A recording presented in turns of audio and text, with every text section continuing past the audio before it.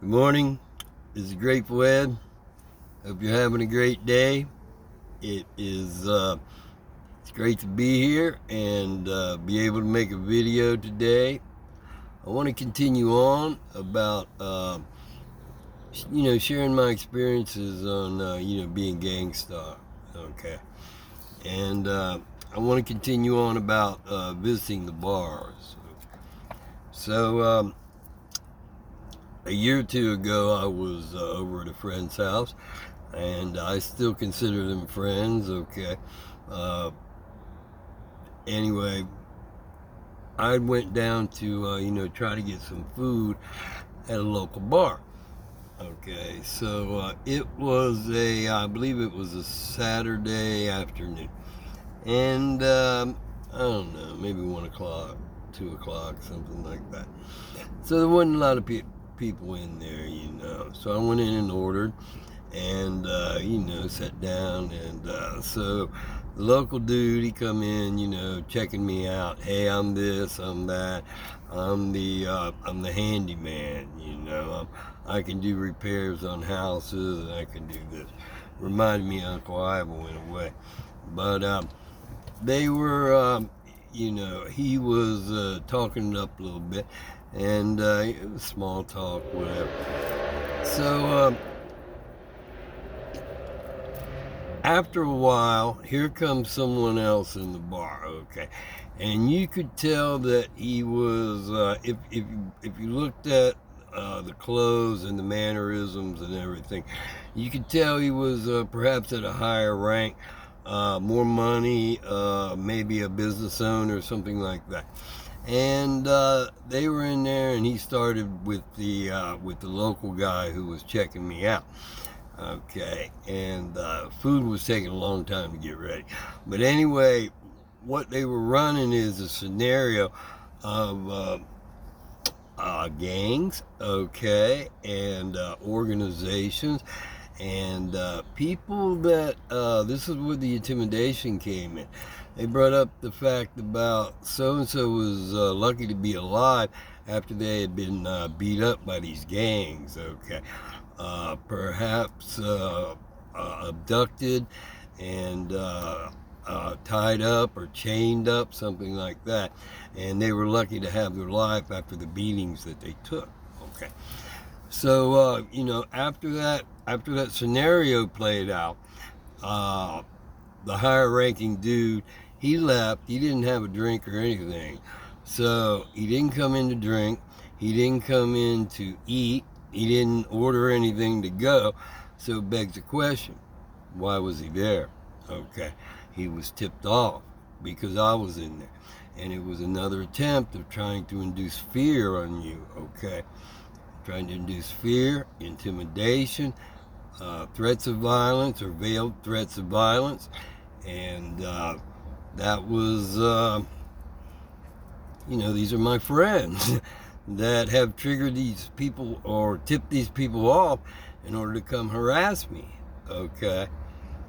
So, like I say, family, friends, organizations, schoolmates, classmates, teammates, it don't make a difference. They come after you, they're coming after you.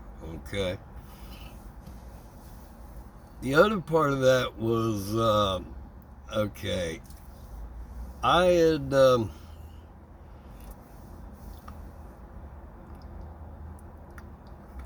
once I went over to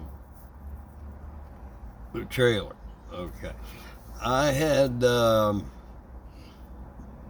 during this time, it was, cold shoulder after, warm relations as friends, and then all of a sudden the cold shoulder. So that's part of the hot and cold treatment that I was getting. Okay. So there was another person that was introduced as a cousin of Mr. So and So. Okay, we'll leave it at that. So the cousin was indifferent too. Uh, go in to greet somebody. There's really no eye contact, just disregard. Who knows why? Maybe they don't like your ass. Who cares, right? But, you try to keep it cordial and friendly, okay. I take a different look at these things today. It's like I could care less, to be quite honest. But anyway, it's a good lesson because the new person, Johnny come lately, Jenny come lately, whoever, right? You take a look at them and, take it at face value. So,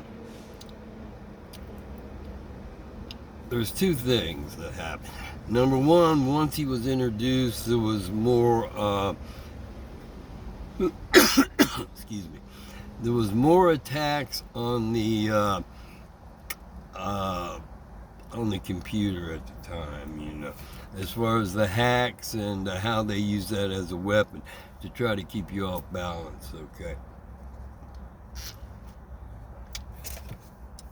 Messing with passwords, resets, just any little thing to try to get you off, okay? So those attacks increased, I noticed, at that time after introduction to this dude. So the other part to that was, let me try to set this up the best way I can. I was trying to be friends with a young man who had a lot of artistic talent in my mind, and a lot of other people's too. And, trying to encourage that and to, break that out. And, how can I say, break it out to, try to monetize that or show it to the world, your gifts. So, that was part of it. But the thing was, for some sort of disability, he had his Social Security. So, the person that was in charge of the Social Security, he really wasn't hip on anyone showcasing or trying to keep the young man out of his comfort zone because the money involved with the Social Security. Okay, and, I've had experience with that, and I do understand. I understand that, and I understand the motives of trying to keep it capped. You're scared you're going to lose your check, okay? And if you lose your check, you're going to lose your livelihood, whatever kind of plan or whatever kind of budget that you have at the time, okay? So, anyway, I brought the young man over and would pay him a little bit of money to help clean the house. This is after Warren County, was cut off, whatever. So, and then, try to talk and, try to encourage him to,